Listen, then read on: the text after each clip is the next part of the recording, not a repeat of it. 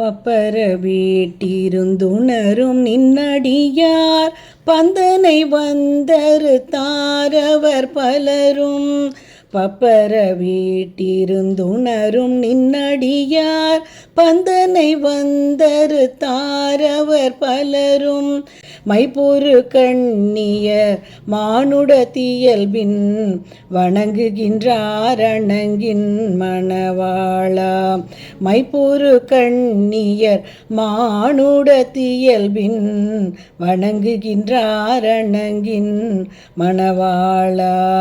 செப்புரு கமலங்கள் மலரும் தன் வயல் சூழ் திருப்பெரும் துறையூரை சிவபெருமானே.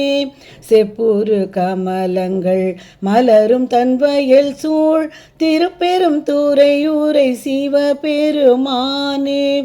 இப்பிறப்பருத்தெமை ஆண்டருள் புரியும் எம்பெருமான் பள்ளி எழுந்தருளாயே. இப்பிறப்பருத்தெமை ஆண்டருள் புரியும் எம்பெருமான் பள்ளி எழுந்தருளாயே. எம்பெருமான் பள்ளி எழுந்தருளாயே. திருச்சிற்றம்பலம். தென்னாடுடைய சிவனே போற்றி, எந்நாட்டவர்க்கும் இறைவா போற்றி. அனைவருக்கும் அன்பு வணக்கங்கள். மாணிக்கவாசக பெருமான் அருளிய திருப்பள்ளி எழுச்சியின் 6வது பாடலை இன்று சிந்திக்க இருக்கிறோம்.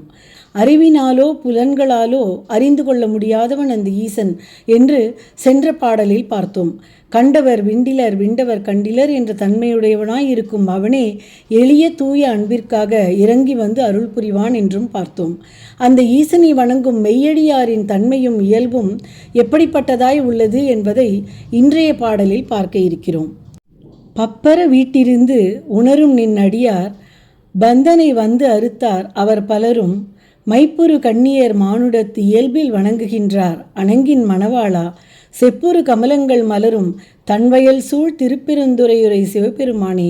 இப்பிறப்பு அறுத்து எமை ஆண்டு அருள் புரியும் எம்பெருமான் பள்ளி எழுந்தருளாயே. உமையாளின் துணைவனே எம் சிவபெருமானே, உன்னை வணங்குகிறோம்.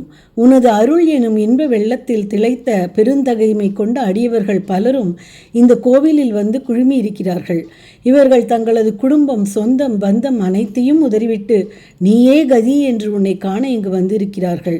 இவர்கள் உன்னை முழுவதுமாக உணர்ந்து உன் மீது பக்தி கொண்டு இந்த உலக பந்தங்களின் மீதான பற்றினை அறுத்து கொண்டு உன்னோடு சேருவதே ஒரே நோக்கமாக கொண்டு இருக்கிறார்கள். உலகத்தில் உள்ள மற்ற உயிர்கள் அனைத்தும் தங்களை பெண்களாகவும் உன்னை ஒருவரையே ஆணாக கருதி உன்னை அடைய காத்திருக்கிறார்கள். செப்பு போன்ற மின்னும் தாமரை மலர்கள் நிறைந்த குளங்களால் சூழப்பட்ட திருப்பெருந்துறையின் வீற்றிருந்து அருள் செய்யும் சிவபெருமானே, இந்த பிறப்பு எனும் பந்தத்திலிருந்தும் மும்மலங்களிலிருந்தும் எங்களை விடுவித்து எங்களை ஆட்கொண்டு அருள் செய்ய வேண்டும், அதற்காக துயிலெழ வேண்டும் என்று பிரார்த்திக்கின்றனர். ஈசனின் கோவிலில் குழுமியுள்ள அன்பர்கள் பலவிதமாய் தங்களின் அன்பை வெளிப்படுத்துவார்கள் என்று 4ஆம் பாடலில் பார்த்தோம். இறைவனையே முழுமையாக சரணடைந்து உலகப்பற்றின்றி அன்பையும் தூய்மையையும் அடிப்படையாக கொண்டு இறைவனோடு ஒன்றி வாழும் மெய்யடியார்களை பற்றி இந்த பாடல் சொல்கிறது. தங்கள் குடும்பம், சொந்த பந்தங்கள் இவையெல்லாம் துறந்து இறைவனிடம் ஆழ்ந்த இடையறாத உறுதியான அன்பு கொண்டவர்களாக உள்ள அடியார்கள் தன்னலமின்றியும் எப்போதும் இறை புகழ் பாடியும் ஆனந்தத்துடன் இருப்பார்கள். தம்முள் சிவத்தை அவர்கள் கொண்டிருப்பதாலும் சிவமெனும் பரம்பொருள் எங்கும் நிறைந்திருப்பதாலும் அவர்கள் உலக வாழ்வில் அவர்களுக்கு ஏற்படும் எந்த இன்னலையும் பொருட்படுத்த மாட்டார்கள். அடியார்களுடைய சிறப்பை விளக்கும் சேக்கிழார் பெருமான் பூதமைந்து நிலையிற் கலங்கினும் மாதொர்பாகர் மலர்த்தாள் மரப்பிலார் ஓது காதல் உரைப்பினரி நின்றார் கோதிலாத குணப்பெரும் குன்றனார் என்று சொல்கிறார். 63 நாயன்மார்களில் ஒருவரான இளையான்குடி மாறநாயனாரின் தூய்மையான அன்பு சரித்திரத்தை பார்ப்போம். இளையான்குடி மாறநாயனார் நல்ல செல்வ வளத்துடன் விருப்பத்துடன் கடமை தவறாது சிவத்தொண்டு புரிந்து வந்தார்.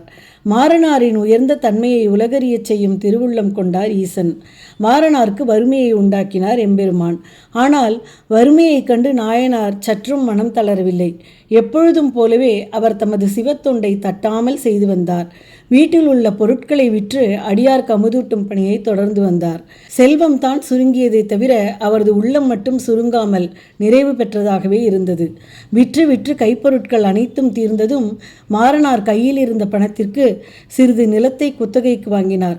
அதில் சிறிதளவு விதை நெல்லை விதைத்தார். அன்றிரவு பலத்த காற்றுடன் பயங்கர மழை பெய்யத் தொடங்கியது. பாதையெங்கும் மழைநீர் ஆறு போல் பெருக்கெடுத்து ஓடியது. விதை நெல் வீணாகிவிடுமே என்று மாறனார் வேதனைப்பட்டார். மாறனாரும் அவர் தம் மனைவியும் பசியாலும் குளிராலும் வாடினர். இரவெல்லாம் உறக்கமின்றி உணவின்றி விழித்திருந்தனர்.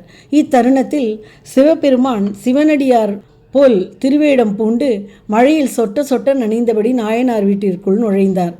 மழையில் நனைந்து வந்த அடியாரை பார்த்து துடித்து போனார் மாறனார். விரைந்து சென்று அடியாரை வரவேற்று அவரது மேனியில் வழிந்த ஈரத்தை துவட்டச் செய்து ஆசனத்தில் அமரச் செய்தார். மாறனார் அவரிடம், சுவாமி சற்று பொறுங்கள், அமுது சூடாக செய்து அளிக்கிறேன் என்றார். எம்பெருமான் அதற்கு சம்மதித்தவர் போல் தலையை இசைத்தார்.